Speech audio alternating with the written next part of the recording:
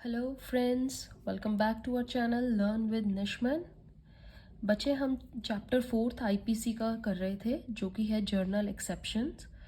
उसमें हमने excusable acts कर लिए हैं। Now coming to justifiable acts. Justifiable acts के भी बच्चे हम कुछ सेक्शंस कर चुके हैं and now we are starting it from next one. Justifiable acts you already know that are justified if done under certain conditions. Okay, कुछ situation ऐसी हो जाती है, if they are done during that they are get exempted. Now we are going to start with our next section बच्चे, that is अच्छे से समझते जाना बच्चे सेक्शंस को, क्या कह रहा है ये पर्टिकुलर सेक्शन, उसमें क्या बोला गया है, ये किस चीज़ के लिए एग्जम्प्टेड है। Section 93 is exempted due to communication. इसको हम कम्युनिकेशन वाला सेक्शन भी बोलते हैं। इसमें क्या बोला गया है बच्चे, ध्यान से सुनिएगा। क्या था, that any communication that is made in good faith, right, is not an offense by reason of any harm to the person to whom it is made if it is made for the benefit of that person, right? कोई भी communication, या communication means आपने एकदम से उनको कोई news, कोई बात बताई है जिससे कि जो अगला पर्सन है जिसको वो बात बताई गई है ही गेट्स इन डेंजर, और या उसको कोई हार्म हो जाता है, राइट? बट जब आप वो बात बता रहे थे, you are telling him because of his or her benefit, so you get exempted कि you are not at any fault. Got it? जैसे कि मैं आपको एक एग्जांपल बताती हूँ। लाइक क्या था, एक सर्जन है। ओके, हमने सर्जन वाला एग्जांपल लास्ट वीडियो में भी किया था। A is a surgeon and he communicates to B, B is a patient, right? His opinion, अपनी खुद के ओपिनियन बता रहा है that he can not live, अब आप जी नहीं सकते हैं। The B dies in consequence of shock, ये न्यूज सुनते ही B got died. Now here A has made no offence, alright, because he made it because of the benefit of B. उसको लगा कि मेरे को बी को बात बता देनी चाहिए, दो उसके माइंड में था कि इससे बी की जान जा सकती है, but he didn't mean that and he made it in good faith, right? So अब इसमें क्या क्या चीज़ें पता लगी हैं बच्चे, there should be some communication, communication caused some harm, इससे क्या हुआ है, सम हार्म हुआ है to the other person. Next thing, of communication made in good faith, it must made in good faith, all right, good faith, then the person would get the benefit of section 93. benefit क्या मिलेगा, he will get excused. अब इसका मैं आपको एक opposite example भी देती हूँ बच्चे। देखिए, ए वॉज इन ICU, वो ऑलरेडी ICU में है and the doctor know that the person is in critical stage, person जो है वो क्रिटिकल स्टेज पे, ICU में यही होता है, doctor already knew, and still that doctor goes and tells him that he will die in 2 to 3 days। फिर भी बता देता है उसको, ऑलरेडी उसको पता है कि मैं क्रिटिकल सिचुएशन में हूँ, I am in ICU, and still doctor goes and tells him that here and the person dies immediately, then A would be liable for the death. यहाँ पर जो A होगा वो liable होगा डेथ के लिए। Got it? यहाँ इस केस में क्या था कि B was just he was just a patient of this doctor, and doctor को लगा कि सर्जरी से या इससे उसकी जान भी जा सकती है, and that's why he told him. यहाँ पर इन्हें कोई डिफेंस नहीं, ऑफेंस नहीं किया था, but here B was already in a ICU and he was at his critical stage. Still A goes and tells him that you are going to die, so here A is liable for the death as he has not acted in good faith. उन्होंने good faith में ये नहीं किया, उनको क्या ज़रूरत थी जाके बताने की that you are going to die, right?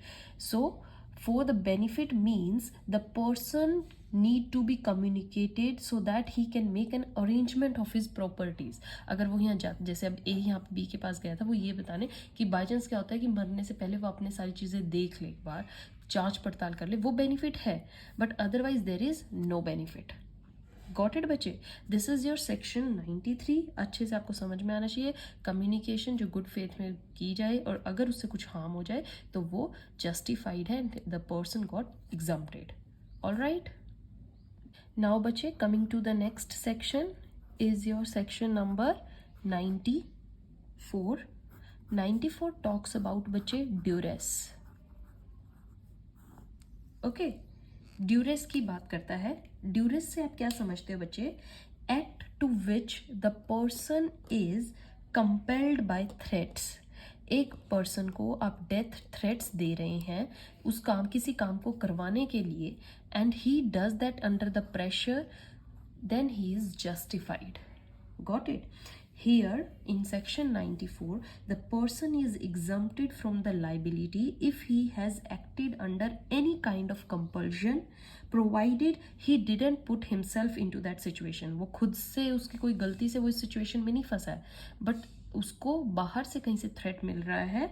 And if person faces any instant death, his acts are justified under such circumstances. You got it बच्चे? As you already know बच्चे, आपने एक सुना होगा maxim, an act done against my will is not my act. मेरी will के against जाकर अगर मेरे द्वारा कोई काम किया गया है तो वह एक्चुअल में मेरा काम नहीं है. Right? The person is compelled to do an act. Since the person is compelled, then the person will get the defense. उसको बोला गया, उसके ऊपर प्रेशर दिया गया, ये कर ये कर. Right? But this is available only when the compulsion is regarding the death of the person himself. A के ऊपर थ्रेट ये है कि A को ही मार दिया जाएगा अगर A ने ये काम नहीं किया तो. ऑल राइट, यहाँ पर एक चीज़ देखिएगा. अगर मैं आपको एक एग्जाम्पल देती हूँ, क्या था? A was caught by the gang of dacoits, ठीक है, and was under the fear of instant death, और उसके ऊपर डेथ का फियर दिया गया था. dacoits ने उसको पकड़ लिया and he was compelled to take gun, हथियार लेके जाए, and forced to open the door of the house, खोले, and harm the family, और फैमिली को हार्म पहुँचाए. A will not be guilty of offense under duress. A यहाँ पर कुछ गिल्टी नहीं है, and he will get exempted because उसके ऊपर दबाव दिया जा रहा है, प्रेशर दिया जा रहा है by the gang of dacoits to do that work, or he or she will be killed. Got it? But यहाँ पर एक चीज़ जो ध्यान की है बच्चे, ये A पर ही मर्डर के डर होना चाहिए, A के ऊपर ही ये होना चाहिए कि उसको मार दिया जाएगा या उसकी डेथ कर दी जाएगी. All right. Even if compulsion is regarding the death of some other person like his wife, by chance A के सामने ये बोला जाए कर इसे, नहीं तो तेरी बीवी को मार देंगे हम, या तेरे बच्चे को मार देंगे हम, right? or any third person, then also the defense will not be available. ये defense नहीं मिलेगा उसे. all right, उसको defense कब मिल सकता है? only when it's the threat of his death only. Right? There will be no defense if there is threat of his wife, his children, or any third person of his or her family. All right, then coming to the next thing बच्चे, under it, इसमें एक और चीज़ क्या बोली गई है? compulsion of death will not be available if he commits the murder. अगर A ही किसी का मर्डर कर देता है, बाय चांस A को, यहाँ पे जैसे गैंग ऑफ डकॉइट्स थे, उनने उसको प्रेशर दिया कि जाके तू B को मार के आ वरना तुझे मार देंगे, B का मर्डर कर, और A जाके B का मर्डर कर देता है, then A will not get any exemption. He will be liable. Right? Right? Liable होगा, उसको कोई भी 94 के अंदर छूट नहीं मिलेगी. Got it? इसलिए क्या कहा गया है कि किसी का मर्डर करने पर उसको कोई छूट नहीं है. हाँ, हार्म करना है या कोई ऐसा इलीगल वर्क करना है जो कि मर्डर ना हो, then he will get defense. Second, ये चीज़ पता लगी, किसी का मर्डर नहीं कर सकता. सेकेंडली, इफ़ ही और commits any offence against state punishable with death. एक तो मर्डर नहीं करना है किसी का, murder of any person, he can not do that. And the second thing, any offence against state. Right, ये बहुत ज़रूरी है बच्चे. देश के खिलाफ कोई वो काम ऐसा नहीं कर सकता जिसमें डेथ पेनल्टी दी गई हो. ऑल राइट, मतलब अगर ए को प्रेशर दिया गया है bye group of people that go and kill this MP, this MLA और PM, right, and if he goes and death कर देता है, मर्डर कर देता है, तो उसको कोई भी डिफेंस नहीं मिलेगा क्योंकि वो स्टेट के अगेंस्ट गया है. All right, Do you get now complete knowledge of section 94? Okay. Third thing बच्चे, इसमें एक आपने देखो बोली, मैंने स्टार्टिंग में बोली थी कि वो खुद से उस सिचुएशन में ना आया हो, right. Defense is available for causing any offense under such fear.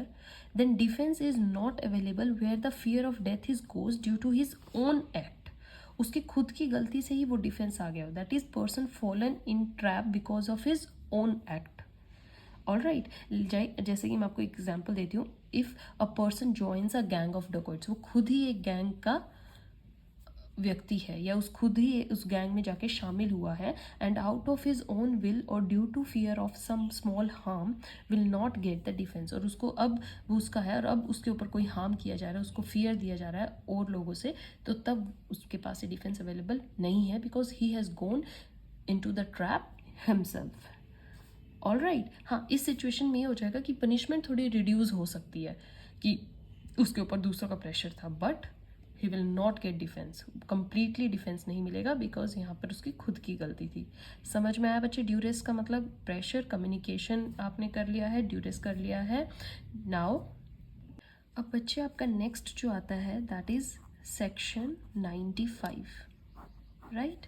95 talks about trifling acts, like okay, trifling acts और trivial acts भी बोल देते हैं बच्चे ने.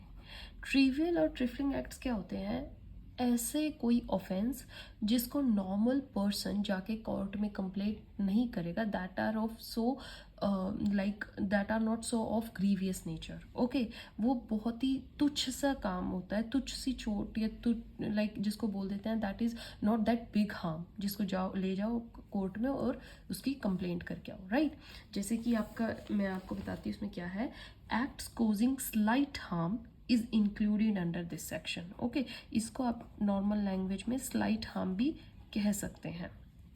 Okay, nothing is an offence by the reason that it causes or that it is intended to cause any harm if that harm is so slight that no person of ordinary sense and temper would complain of such harm. ठीक है, कोई person of normal sense जाकर उसकी complain नहीं करेगा, then it is a trifling act. जैसे कि आपका एक एग्जाम्पल है बच्चे, केस बहुत इंपॉर्टेंट है इसका.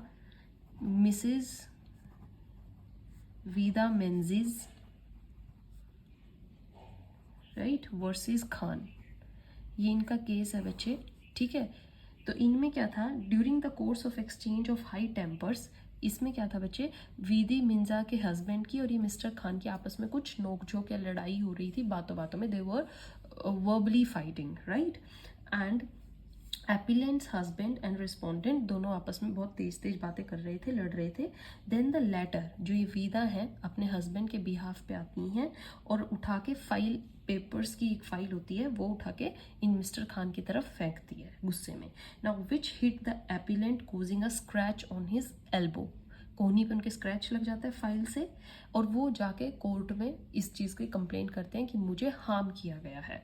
Then here Supreme Court said that harm cause was slight and hence not guilty.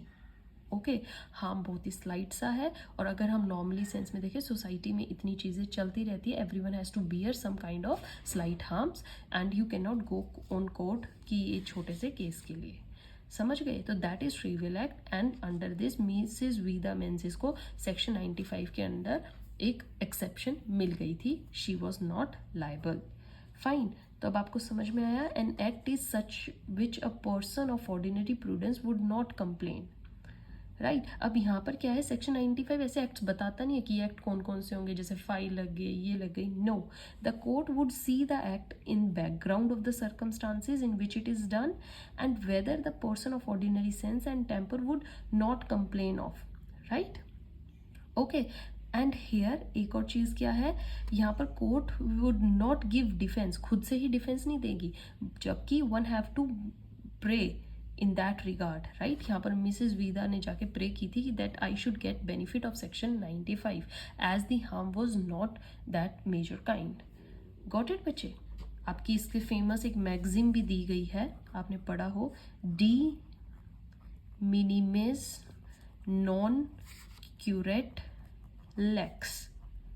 Okay, इसका मीनिंग क्या है? Law will not take notice of trifles. Trifles means slight harms. जो लॉ है वो इनकी केयर नहीं करता है। All right, so section 93, 94, 95 done बच्चे। 95 in trifling acts like slight acts which cause acts which cause slight harm, इसमें भी आपको एक्सेप्शन मिल जाती है। अब बच्चे आफ्टर सेक्शन 95 जो आपके पास सेक्शन आते हैं, ध्यान से देखिएगा बच्चे। सेक्शन 96 to 106, ये मैं अब इकट्ठे ले रही हूँ। You can read them separately in your books. अभी यहाँ पर आप एक साथ इनको समझिए, ठीक है। They all talk about private defence. Okay, बहुत इंपॉर्टेंट है बच्चे, आपको मतलब समझ में आना चाहिए इसमें क्या बात कही गई है। हर सेक्शन में कुछ अलग चीज़ दी होगी, you can read it out, but I will just make you understand wholly what it says। Private defence आपको समझ में ही आ गया। Private defence, you want to defend yourself. Okay, so इसमें क्या है, दिस राइट, ये एक राइट भी है। प्राइवेट डिफेंस एक राइट भी है बच्चे हमारा, that we can protect our self from the coming harm. Okay, देखो ये तो ज़रूरी है, जैसे बाई चांस कोई आप पे गन तान के खड़ा है तो आपके पास पूरा डिफेंस है, यू कैन रन और you can hit him back, right. ऐसे थोड़ा है कि हाँ कोई गोली लेके खड़ा है, ठीक है भाई मार, मैं तेरे को मारूँ नहीं उल्टा, क्योंकि मेरे को डर है कभी मेरे को ही ना जेल हो जाए। No, court, this our law gives us the right to get our self defended, right. So this right spells out that person is justified. Justifiable act होगा if he is defending himself, to act in certain manner to protect himself from threatened harm। कोई threatened harm आप पर दिया जा रहा है, like आपको डराया जा रहा है या आपको harm किया जा रहा है, आपको मारा जा रहा है, ठीक है, then you can protect yourself, right, and this is justified। All right बच्चे, this is based on the human instinct of self preservation. हमारे खुद की ही एक इंस्टिंक्ट है, अगर हम वैसे भी खड़े हो तो हम एकदम से बचते ही हैं। आपने कभी देखा होगा बच्चे, जैसे कि मच्छर है, छोटा सा एग्जाम्पल है, मच्छर कहीं पे आ रहा है, आप या तो एकदम से दूर हो जाते हैं या मच्छर को ही मार देते हो, that is self preservation. All right, एकदम से आप गाड़ी चला रहे हो, आगे से कोई गाय आ जाती है, आप एकदम से कट लेते हो। Why don't you move, keep moving, why not? Because हमारे अंदर ही ह्यूमन का बच्चे नेचर ही ऐसा है that we can not see the harm coming to us, we want our self to get protected. All right, so a person is justified in causing proportional harm to the aggressor to protect himself from looming threat of injury। Okay, यहाँ पर एक चीज़ जो देखने की वो क्या है बच्चे, you should give proportionate harm to the other person. Proportionate harm, or you can say equally equal harm उसको दो। ओके, अगर किसी ने बाय चांस आपको हिट किया है बाय लेग, मतलब ओके आपको लात से मारा है, तो आप इक्वली हार्म दो। आप उसको मतलब कि मुक्के से मार सकते हो, that is in equal sense. Okay, but ऐसा नहीं है कि अगर किसी ने आपको मुक्के से मारा है और आप आके उस पर खूब लाठियां तलवारें चला दो, right, it is not the private, तब आपको कोई प्राइवेट डिफेंस नहीं मिलेगा। एग्जाम्पल अच्छे से समझते जाइए बच्चे, आपको इक्वल ही हार्म देना है उसको खुद को बचाने के लिए, you can not kill the other person. Okay, जैसे कि वैसे कई बार है भी बच्चे, in many cases where accused killed the other person while trying to protect himself, the court allow the plea of self defence and acquit that person. Okay, court ने कई केसेस ऐसे हुए हैं बच्चे इंडिया में जिसमें कि जो लाइक पार्टी है, एक पर्सन है, उसने खुद को बचाने के लिए दूसरे पर्सन को मारा भी है और उसमें उनको एक्विट किया गया है। कोर्ट ने उनको लाइक ऑफेंडर नहीं माना है, they are not liable. Okay, but वो केसेस ऐसे होने चाहिए जिसमें court can go under the circumstances, see the clearly what was the situation and how the offender has reacted towards that. Okay, ऐसे नहीं है कि कोई आपके घर आ गया है, लाइक हाँ जैसे ऐसे है कि रात को घर में चोर आ गए, ओके, तो एक आपने केस हमने पहले भी किया था, तो किसी ने उनको भूत समझ के मार दिया, तो ये ठीक था, ये एग्जाम्पल उसमें वो लायबल नहीं था क्योंकि वो एकदम से पर्सन की इंस्टिंक्ट थी। ऑल राइट, जैसे कि आपके इसमें अब आपको प्राइवेट डिफेंस समझ में आ रहा होगा। आपका एक फेमस केस है बच्चे इसमें, Nabia Bai versus state of UP. Right. Nabia Bai versus state of UP का केस है बच्चे, बहुत अच्छा है।